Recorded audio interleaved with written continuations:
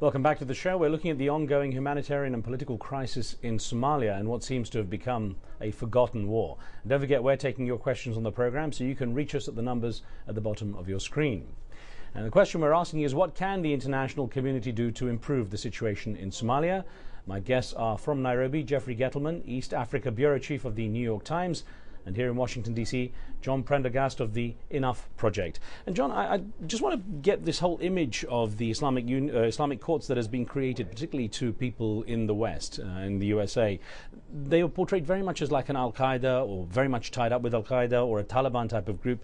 And yet there are some of those who say there was a chance to negotiate with the Islamic courts to deal with the moderates who really are not anything of a threat to the West in any way, and that opportunity was missed. What's your view on that? Absolutely the latter. I think that this is an organic movement within Somalia that rejected the warlordism and clanism that has helped lead Somalia down this path of chaos and anarchy. And certainly there are opportunists within that movement who are purveyors of a very extremist ideology, and there is a cell of Al-Qaeda that is certainly, from all intelligence reports, operational there along the Indian Ocean coast, including docking quite frequently in Somalia. And some of the suspects of the bombings in 1998 against American embassies in Tanzania and Kenya have been resident there. So there's no question there is a kernel of a threat there, but generally this was an organic movement against the terrible things that were happening in Somalia. I think that the problem with Ethiopia and the United States is that they've thrown the baby out with the bathwater. They've lumped everything together, called it all terrorists, and they've allied themselves with this transitional federal government inside Somalia to go after the terrorists, when much of it is organic resistance to external occupation and a desire for governance that rejects the kind of violence and extortion that has marked the southern part of Somalia now for almost 20 years. Let's get in a call from Zahur, who's in Somalia. Zahur, what would you like to ask? I would just like to ask if the international community recognizes Somaliland as an independent country in the Horn of Africa, do you think it will affect Somalia in a better way or a worse way, or make things more worse? Jeffrey Gettleman, would you tackle that one for us, please?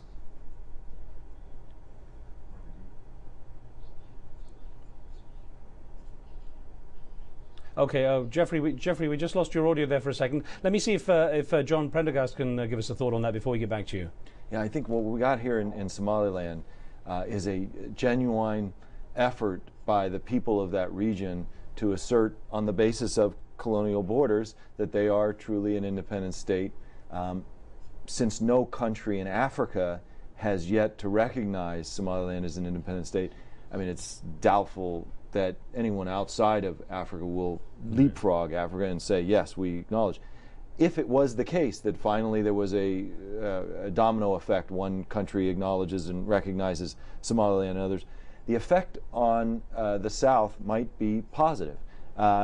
One school of thought is that, once seen, the recognition and then the benefits that recognition would bring of an orderly, peaceful, democratic entity in the north of the country, and seeing the benefits that follow, that maybe that would have a positive impact. The likelier option is that some of the elements in southern Somalia, seeing the benefits taken in the north, would try to disrupt that. Well, you mentioned the organic growth of the Islamic courts and the insurgency, and this email we got from Paris in France from Bruno Drusky says, the Somali crisis is the result of foreign intervention in its internal affairs. Western powers should let Somali groups decide in their own country. Apparently now it seems that the majority of the Somali people want the Islamists to be back in power, so let them take power. Now, I wonder, from your perspective, how strong is that support for the Islamic courts now? I think it's very strong support for order, a very strong rejection of warlordism, and certainly a uniform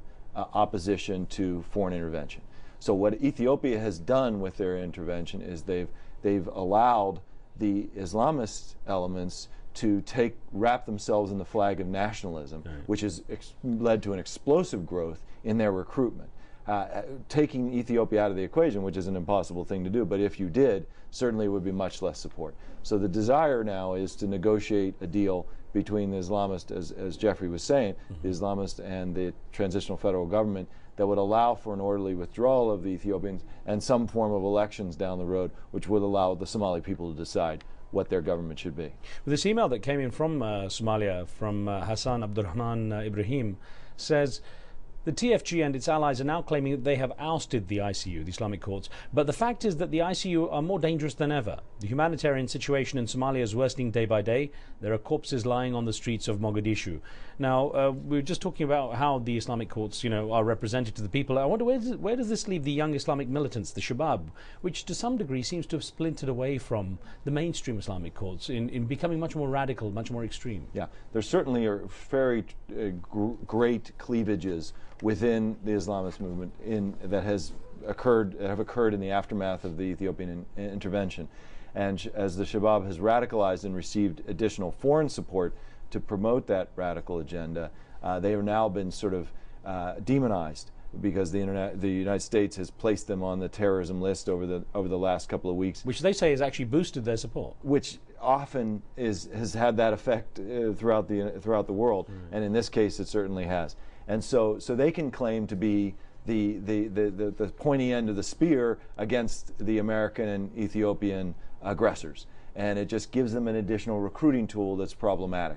So really, until there's a deal that allows for the Islamists to be part of the larger governing entity within Somalia, the